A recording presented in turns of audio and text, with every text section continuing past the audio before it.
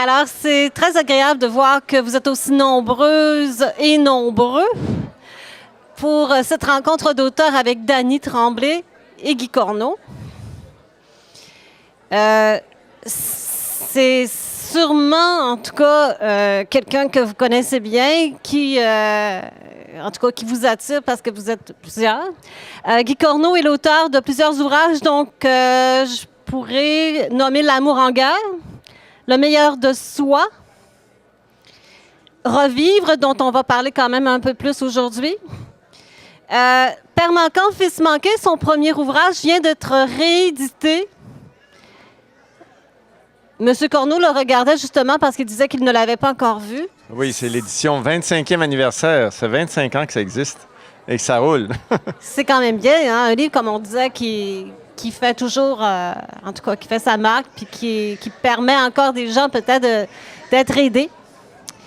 Et nous recevons aussi Dany Tremblay, une auteure de nouvelles, de poésie aussi. Tu fais de la poésie, allégorie. Dany Tremblay, Le musée des choses. Tous les chemins mènent à l'ombre. Ce sont des recueils de nouvelles. Et nous avons aussi Miroir aux alouettes.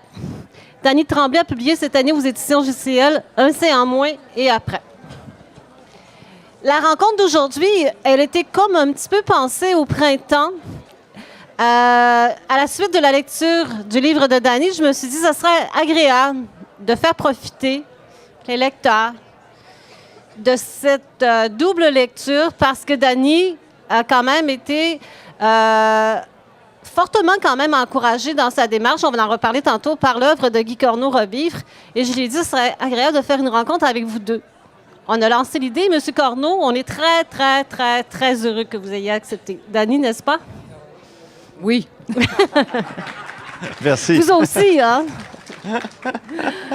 Sors le micro, Dany. J'aimerais ça peut-être commencer en prenant des nouvelles. Ça va bien? Monsieur Corneau, il arrive à peine de Montréal, j'imagine, c'est Oui, ça? c'est ça. Oui, je fais de la route ce matin. Je vais très bien, oui. Oui. Et la route du parc était magnifique. Magnifique. C'est le printemps qui est revenu ou l'été? Avec ces couleurs d'automne aussi, c'est beau. C'est beau, beau, beau. Oui. Dany, ça va bien? Ça va très bien. Oui? Oui. C'est-tu la température? C'est-tu... C'est la température, c'est le salon du livre, c'est la présence de M. Corneau, c'est la tienne, celle de Carlo, c'est de tous ces beaux lecteurs. Ben en fait, oui, il y a plein de raisons d'être bien puis de dire que ça va bien aujourd'hui. J'ai vu Carlos ce matin, puis je lui ai dit ça serait peut-être quand même agréable que tu viennes faire un tour. Puis il nous a dit oui. Je ne sais pas ce qu'il est.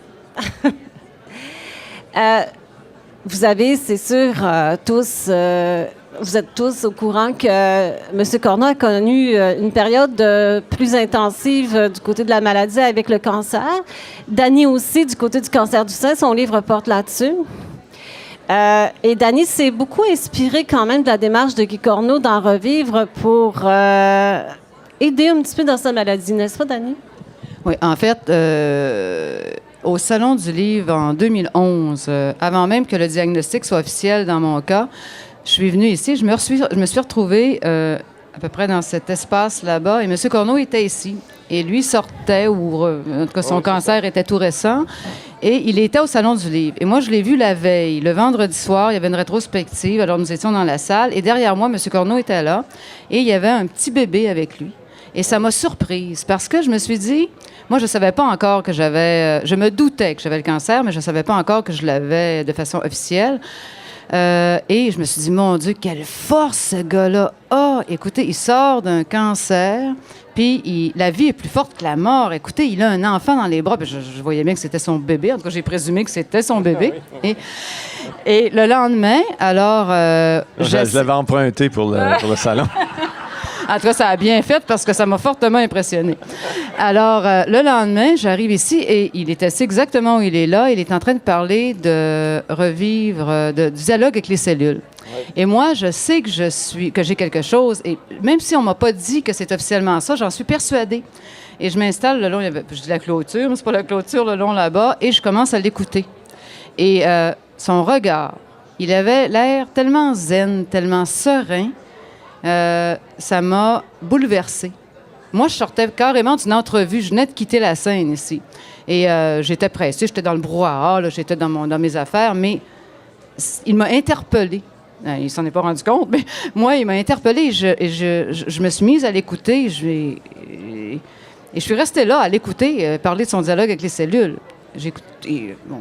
Et tout le monde était suspendu, là. Et je suis partie, et j'ai rencontré mon médecin. J'ai oublié Guy Corneau. Hein? J'ai oublié le Salon du Livre. Comment t'as fait pour oublier Guy Corneau? Ben là, écoute, j'avais d'autres choses à faire, d'autres préoccupations. Mais ça m'est revenu. Et le diagnostic est tombé. Et quand il est tombé, écoute, c'est comme si c'était une chute sans fin pour moi, là. Et quand j'ai su qu'on allait... que le verdict, pour moi, c'est une mastectomie. On allait m'enlever un sein, on allait m'opérer. Ma première réaction, je suis sortie de l'hôpital, puis j'ai dit à mon conjoint, j'ai dit, gars, on va au bouquiniste. Je ne veux pas y aller moi-même, mais tu vas aller me chercher le livre de Guy Corneau. J'ai besoin de Guy Corneau, absolument. Et là, ce que je me souvenais, c'était le regard de cet homme-là. Son regard, il avait l'air tellement bien.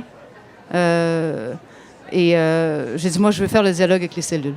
En tout cas, c'est comme ça que ça m'est revenu. Je trouve ça fascinant parce que une des premières phrases que Guy Corneau dit dans le livre, c'est, puis j'aimerais ça le citer, c'est il ne s'agit pas d'emblée de raconter mon histoire, mais d'aider des gens, d'aider les autres. Il dit ça dans son livre. C'est pas textuel, là, on pourrait le faire, mais c'est ça que vous vouliez faire à quelque part. Oui, parce que raconter son histoire, ça sert... Bon, c'est agréable, je veux dire, mais c'est agréable en autant que ça puisse aider et servir aux autres. Ça, c'est intéressant. Et ça m'a permis non seulement de passer à travers un récit personnel, mais aussi d'ajouter à ça quelques conseils, puis aussi de faire un peu une analyse de moi-même, ce que j'avais vécu. Et donc, Non, c'était très intéressant de faire ça, en fait. J'avais jamais pensé écrire. J'ai toujours écrit des essais, donc des livres explicatifs. Mais là, de raconter une période de vie est très, très intense à travers le cancer et un passage et comment j'avais réagi et qu'est-ce que j'avais utilisé, je me disais, c'est la meilleure façon d'expliquer aux gens qu'est-ce que Guy Corneau, en face de cette épreuve-là, fait avec ce qu'il sait, avec ce qu'il connaît et comment est-ce que je peux le dire d'une façon que les gens puissent s'en servir. Ce que Danny dit, par exemple, le dialogue avec les cellules, vous pouvez le trouver dans mon livre, mais vous pouvez le trouver aussi sur le site guycorneau.com. C'est une visualisation guidée qui permet de parler avec les organes, avec les parties de soi qui sont en difficulté, de les écouter d'abord, puis ensuite de leur dire, bien, puisque je suis à l'écoute et que je suis prête ou prêt à des changements, bien, votre mandat est terminé et maintenant, vous passez à des bonnes choses. Vous pensez à amener un afflux de bonnes cellules saines là-dedans, puis de les faire danser, puis de faire briller votre organe comme un soleil. Alors, tout ça est guidé là, avec une petite détente. Et donc, je voulais un livre qui permette d'explorer et d'expliquer aux gens ce que j'avais fait. Et je voulais répondre à la question, qu'est-ce qu'on fait par soi-même, pour soi-même, quand on est aux prises avec des diagnostics sévères? Mais ça marche aussi pour toutes les épreuves de vie. Moi-même, je m'en sers encore pour des petites choses aussi. Ça, c'est important de voir ou de dire aux gens, faites-vous-en pas si vous passez par là, c'est normal. Ça, c'est bien aussi. Oui, et c'est aussi des façons de survivre. C'est-à-dire, moi, au début, j'étais très battant. Au début, il y a un choc. Quand tu es comme anesthésié, c'est comme n'importe quel choc. Tu le sais pas vraiment. Puis à un moment donné, tu es dans ta douche, tu commences à perdre tes cheveux, tu te dis, c'est vrai. T'sais, moi, c'est là que je me suis dit, wow, c'est vrai pour vrai. C'est en train d'arriver, peu importe ce que j'en pense, c'est en train d'arriver et il faut que je réagisse. Et au début, j'étais assez battant, j'étais assez combatif, mais après 2-3 mois, je sais pas comment Danny a vécu ça, mais avec les chimios, les médicaments et tout, tu deviens vraiment, là, c'est plus dur d'être combatif. Et là, je suis vraiment devenu très, très dépressif. Et là, tu as besoin des outils intérieurs, tu as besoin de choses qui vont t'aider intérieurement. Tu as besoin de bons amis aussi, d'un bon entourage, d'une bonne famille pour te garder à la surface, parce que l'épreuve est dure. Et en même temps, moi, je me disais toujours, il ne faut pas que je me mette à combattre le cancer. Il faut que j'écoute mon cancer et que je me batte pour la vie. J'avais complètement éliminé cette idée-là de me battre contre la mort parce que je me disais, je vais perdre. Puis la tension qu'on a, c'est vraiment angoissant. Vous savez, c'est un cancer... moi, c'était grade 4, c'est potentiellement terminal. Tu sais, ton oncologue te dit on va faire de notre mieux, M. Corneau. Bon, tu te dis ouais, pas une grosse. Il y a une statistique aussi à un moment donné. Hein? Oui, sauf qu'elle m'a épargné les statistiques. C'était très, très délicat de sa part. J'étais très content. Mais je pense que maintenant, je sais que c'est parce que j'étais au-delà de la statistique. J'avais 3 organes d'atteint. C'était comme. Tu sais, bon, comment est-ce qu'on fait, tu sais? Mais je trouve donc écouter nos maladies parce qu'elles viennent nous dire quelque chose et ensuite se battre pour la vie, ranimer ce qui a encore le goût de vivre, ça aide vraiment. Toi, Daniel, est-ce que tu dirais que c'était plus parce que, comme tantôt tu disais, bon, je m'en doutais, est-ce qu'il y a eu une période de déni, le choc? Il n'y a pas eu de période de déni parce que je le savais. En fait, lorsque je suis arrêtée pour écouter Guy Corneau alors qu'il parlait du dialogue avec les cellules, j'avais la conviction que je l'avais. Il manquait la confirmation officielle. Elle est venue un mois plus tard. Il n'y a pas eu de déni. Je ne suis pas tombée sur le dos comme dans l'annonce à la télé non plus, là. Mais moi, je n'envisageais même pas qu'on m'enlève un petit bout de sein. Alors, quand je suis arrivée chez moi, ce que le radiologue m'a dit, écoute, j'ai dit, moi, on ne jouera pas, je ne veux pas mettre la tête dans le sable, je veux savoir ce que j'ai. Il m'a répondu, les chances de survie aujourd'hui sont bonnes. C'est ce qu'il m'a donné comme réponse. Alors, je savais que j'avais un cancer. Et je suis arrivée chez nous, j'ai fouillé sur le web, et là, je me suis dit, bon, il m'a dit 2,5 cm, donc on n'enlève pas le sein. On va enlever un tout petit bout, ça ne paraîtra pas. Quand j'ai vu les chirurgiens, on m'a dit que ce n'était pas 2 cm, c'était 5 cm et que ça allait direct vers le cœur. Là, j'ai su qu'on allait l'enlever. Et là, moi, tout de suite, là, ça a été non, on ne me fera rien, on ne me touchera pas, je me laisse aller, je souhaite mourir. C'est tout simplement ça. Et c'est là que j'ai lu Revivre. Et c'est là que, en fait, ça m'a donné un choc parce que je me suis identifiée à un des personnages que Guy Corneau... L'ami vers la fin. Oui, l'ami de Guy Corneau. Et là, je me suis dit, et je lisais 1 page ou 2 par soir, j'étais épuisée déjà, j'étais fatiguée. Notre corps, le cancer, hein, ça nous jette à terre. Là. Et moi, je n'avais pas encore commencé mes traitements. Et là, je voyais tout le positif, tout le côté positif. Guy Corneau voyait ça de façon positive. Il est parti en battant. Puis ça, moi, ça m'a donné un coup de fouet. Et ça m'a pris quelques jours avant de réaliser que je ne prendrais pas le chemin de Yana. Hein? Yana, ouais, je ne suivrais pas sa route parce que j'étais davantage influencée par l'attitude de Guy Corneau. Et ce qui venait me secouer davantage, c'est qu'il avait un cancer stade 4 et qu'il n'a jamais baissé les bras. Moi, j'avais un stade 3. Je dis, si lui, avec un stade 4, il fait ça, ben moi, avec un stade 3, je suis capable de le faire aussi, tu sais. C'est bien, ça. Et moi, j'ai toujours considéré à partir de ça... la chimio comme une potion magique. Non pas comme un poison, mais comme une potion magique. Et avant de partir, avant chacun de mes traitements de chimio, je m'installais avec mon iPod. Mon frère dit que je faisais de la magie. Je faisais pas de la magie. J'écoutais le dialogue avec les cellules. Et là, je disais à mes cellules, là, on s'en va recevoir de la potion magique, là. Et ça va bien aller. Vous allez péter le feu. Vous allez être dans la lumière. Je reprenais les paroles de Guy Corneau. Je l'écoutais. Je m'en allais. Je le faisais avant d'y aller, puis quand j'arrivais à l'hôpital, on me donnait mon traitement, je refaisais encore le même processus. Puis pour moi, c'est de la potion magique. Et c'est vrai qu'en cours de route, à un moment donné, la chimio, au 3e traitement, là, jusqu'au 3e traitement, ça allait, le 4e traitement, je me suis retrouvée en neutropénie, les 4 fers en l'air à l'hôpital. On savait pas ce qui allait arriver avec moi. Les gens rentraient, ils étaient habillés en plastique de la tête aux pieds. Il fallait pas me toucher, il fallait pas me regarder, il fallait pas me respirer d'en face. Et puis, j'avais encore mon iPod, ses oreilles, puis je faisais encore mon dialogue, puis je me disais « Hey, envoyez, relevez-vous, bande de paresseuses! » Tu sais, puis ça y allait, là. Mais écoutez, je suis là. Ça vous fait quoi comme effet, M. Corneau, d'entendre ça? Hein? L'effet que ça Je fait trouve ça quand très t'entends émouvant, en fait. C'est rare qu'on ait un témoignage direct comme ça, hein? Surtout en public. Ben oui, mais non, on est comme entre nous autres, là. On fait comme si vous n'êtes pas là. Mais je suis quand même surpris de quelque chose. C'est que ce que Dany raconte, je l'ai entendu quelques fois quand même à travers cette aventure-là autour de Revivre. Puis je me dis, wow, c'est ça, j'ai entendu des gens qui, comme Dany, avaient vraiment utilisé l'instrument. Puis ça les avait vraiment aidés à garder le moral, à rester dans une attitude positive par rapport à ça, peu importe ce qui se passait. Alors, je suis très content d'avoir créé un outil avec mon ami Pierre Lessard, en fait. Hein? On l'a créé à 2.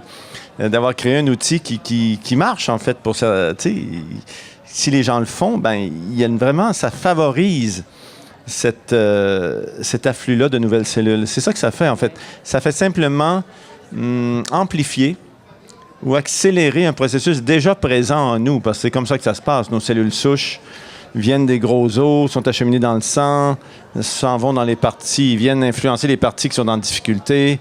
Tout un système très, très compliqué là, de signaux entre les cellules. Et vraiment, c'est comme ça que ça se passe. Alors, le dialogue avec les cellules, au fond, il fait juste rendre conscient un processus, mais en même temps, cette conscience-là, cette présence-là au processus fait en sorte qu'il gagne de la puissance.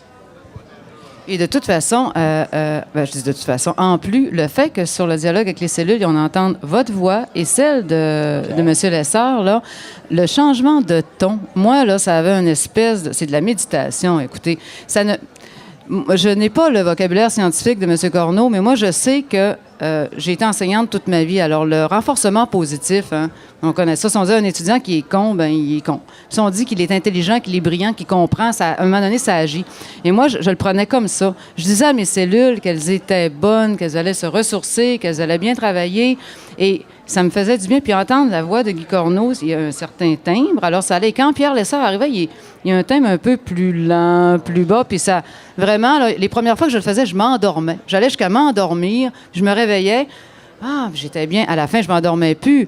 Mais au début, j'étais tellement épuisée que je m'endormais sous la direction de leur voix, là. Et je me réveillais. Écoute, j'avais plus de palpitations. Dès les premières fois, moi, j'ai vu le côté positif. Et ça m'a vraiment... jusqu'à la toute fin, là, ça m'a...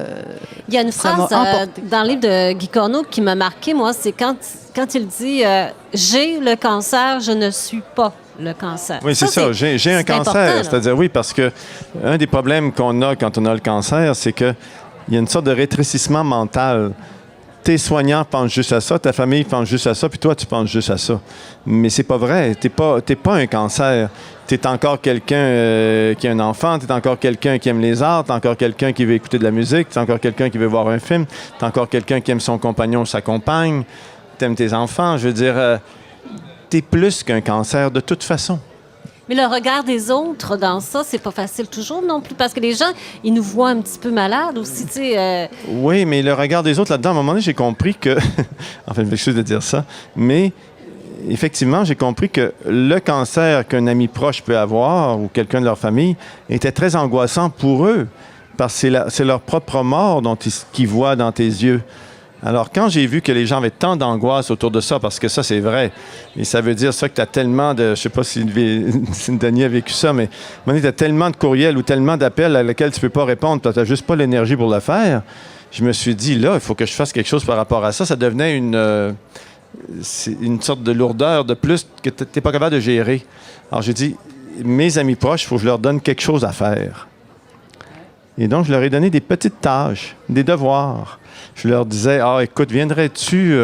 j'ai des courses à faire. De toute façon, je n'étais plus capable, OK? Ça fait que... Il fallait quasiment me prendre par la main, m'amener faire des courses, m'amener au parc, m'amener... Et à ma mère, j'avais donné aussi le devoir de rester de bonne humeur, de ne pas trop s'inquiéter pour son fils. Et donc, et de manger autant de chocolat qu'elle voudrait. Et donc...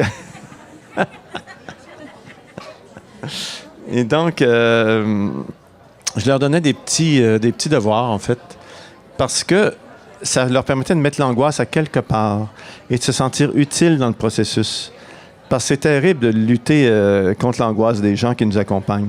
Parce que son angoisse, c'est une chose. Moi, vivre avec mon angoisse, je suis quelqu'un qui a l'air calme mais qui est assez angoissé. Vivre avec mon angoisse, je suis habitué, puis en fait, je suis capable à gérer. Je la gère. Tu sais, on me connaît assez pour me dire, bon, là, Guy, tu t'écouteras pas trop, là, tu vas juste laisser passer ça. Des fois, tu vas dire non, au contraire, il faut écouter. Je me gère, tu sais, je suis capable. Mais gérer l'angoisse de 2-3 personnes autour de moi, c'était trop pour moi.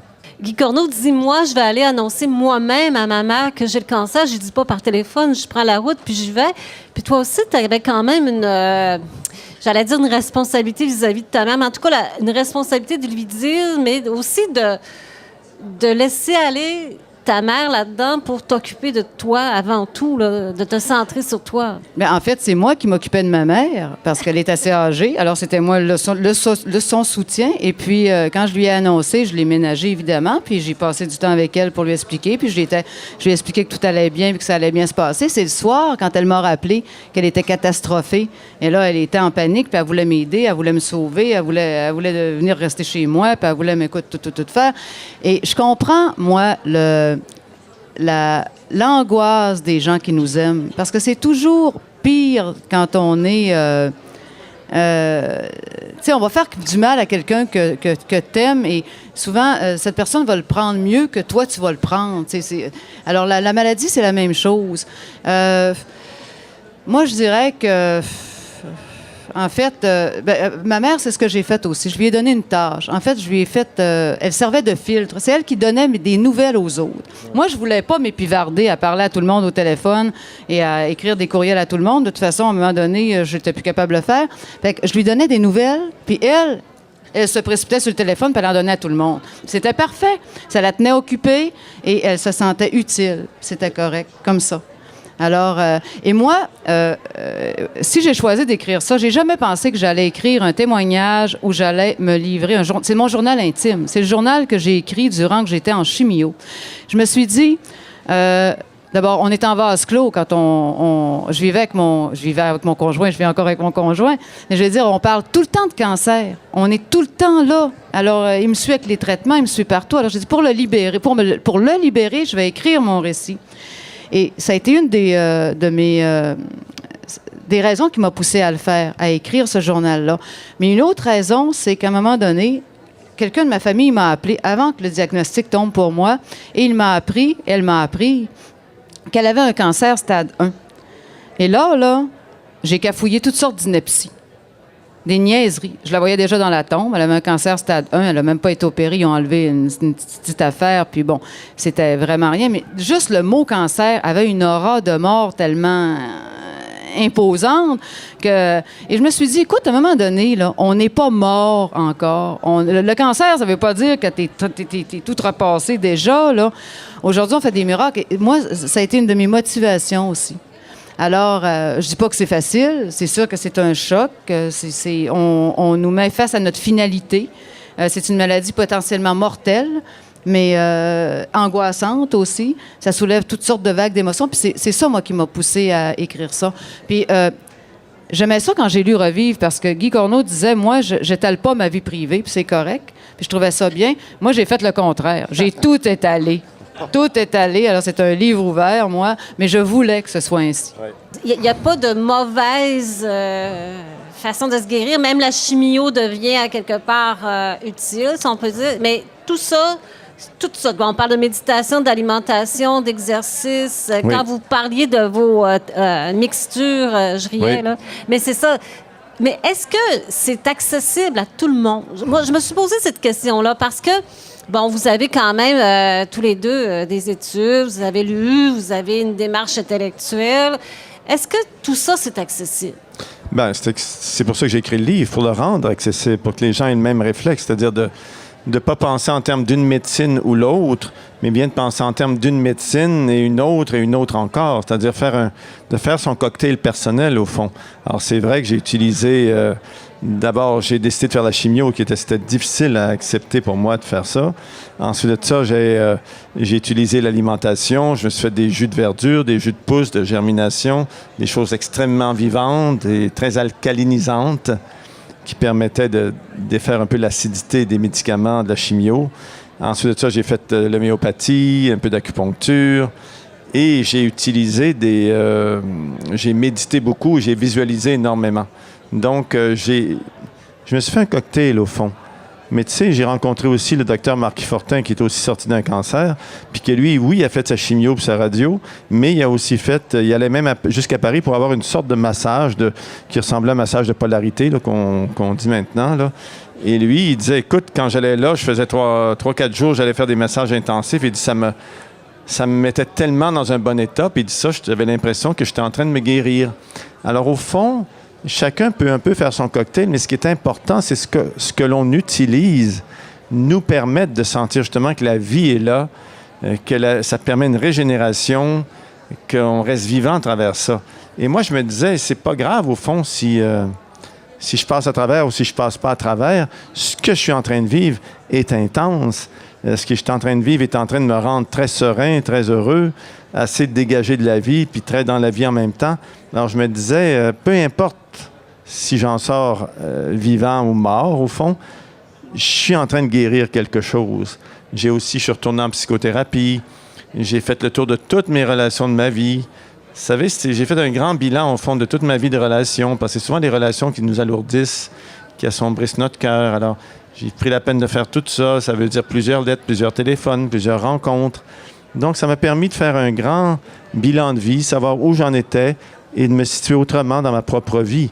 Et je trouve que ces grandes maladies-là qui nous confrontent à la mort, c'est exactement... Ils sont là pour ça. Ils sont là pour vraiment déstabiliser notre structure. Ils sont là pour nous remettre en question en profondeur parce que c'est question de vie ou de mort, de nous donner un choix. Est-ce que je continue ou j'arrête?